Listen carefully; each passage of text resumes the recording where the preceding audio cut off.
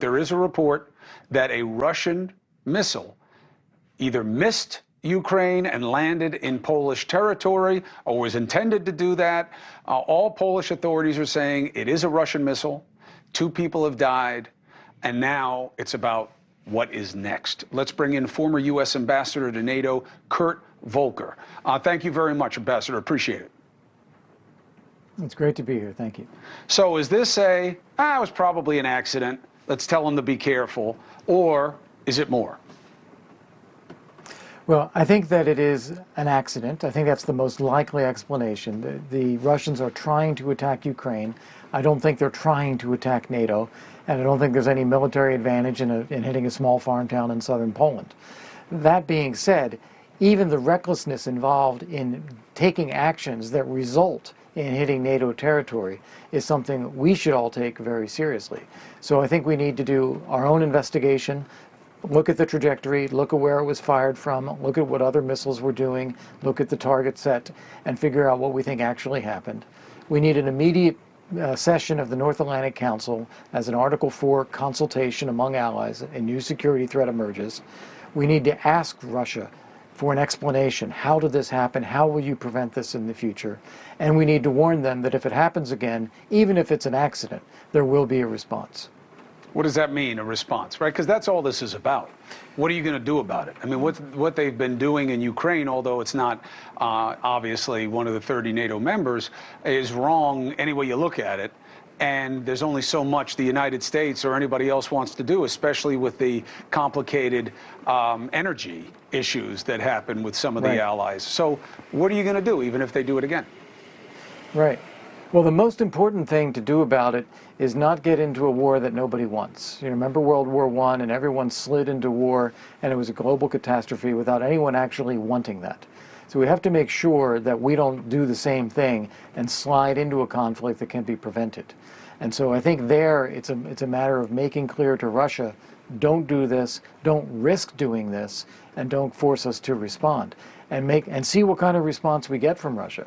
But then the flip side to that is if we do not respond in some way, if we do not make clear our intentions to Russia, then they may feel that they can get away with this, and it'll happen again and again. It actually increases the risk of real war. Did you see from President Zelensky his kind of list of potential proposals for a settlement? What does that mean, and do you believe a negotiated end is the most not just reasonable but likely end? No, I think that now is not the time to be talking about negotiations. Putin has no intention of negotiating. He is still striking Ukraine. He's deliberately targeting civilians, targeting the infrastructure, trying to conduct some kind of medieval siege against Ukrainian cities. Under those conditions, what are you going to negotiate? That Russia actually has to be defeated. The Ukrainians are doing a good job at that. With the assistance that we've given, that other countries have given, they have pushed the Russians back from Kyiv, from Kharkiv. They've just recently taken the city of Kherson back from the Russians. They'll be making further gains in the months ahead. Now is not the time to saddle them with, okay, you have to negotiate something here, give something to the Russians. It's the time to give them the weapons they need so they can keep taking back the territory and put Russia on its back feet where it's the one that wants to actually end this. So then why do you think Zelensky put out components of a proposed settlement? Well, he did that because he was getting some pressure from the West, including the U.S. administration. You know, National Security Advisor Jake Sullivan went there, and the reports out of that meeting were that he said, you need to be willing to talk to the Russians. You need to be willing to negotiate. Don't put yourselves in the position of not being willing to negotiate. So Zelensky took that and said, okay, let me give you my terms. The Russians have to withdraw from our territory completely. They have to pay reparations. They have to be held accountable for war crimes. And we've got to have security guarantees that this will never happen again.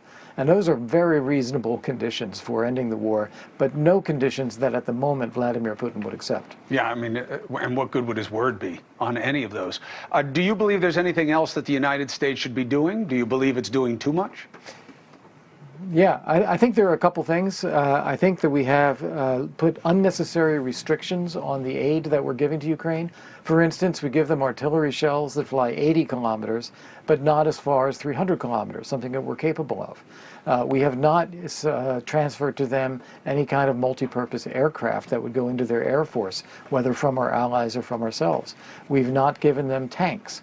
And I think all of these things would be essential decisions to help the Ukrainians so that they can advance more quickly, more safely, and end this war more quickly.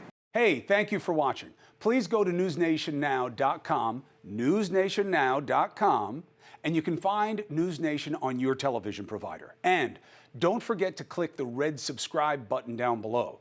Then you will get more of NewsNation's fact-driven coverage.